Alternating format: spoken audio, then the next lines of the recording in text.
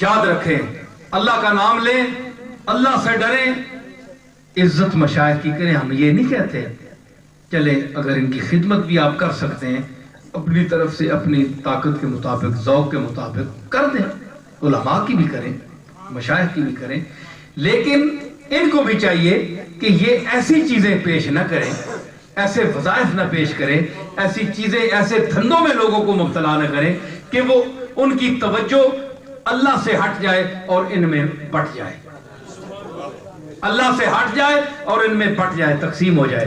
کہ اب یہ پیر صاحب انہوں نے جو دوائی دی تھی مجھ پر بڑا فرق ہے. ایک شخص کو میں نے ایک چیز دعا کی اور میں نے کہا یہ جملہ پڑھنا، اس کا آج فون آیا، وہ کہنے لگے جناب مجھے بڑا فرق ہوا ہے.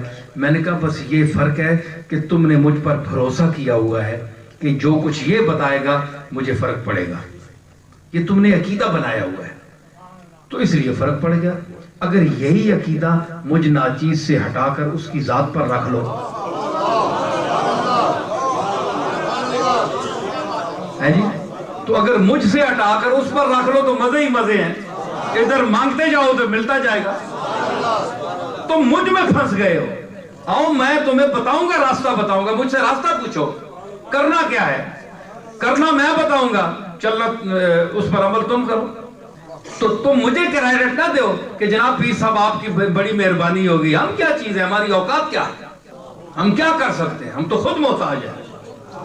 ایک محتاج کسی کی محتاج کی کیا خدمت کر سکتا ہے. تو میں اتنے بڑے دادا کا پوتا ہو کر، اتنے بڑے خاندان کا، اتنے بڑی درگاہ کا نمائندہ ہو کر، غوث پاک شیخ عبد القادر جیلانی کی اولاد سے ہو کر، امام حسن مجتبیٰ کی اولاد سے ہو کر، تو میں آپ کو سچی بات بتا رہا ہوں، اس مضمون سے ہٹ کر جو شخص آپ کے سامنے آپ کو بتائے گا وہ غلط بتائے گا.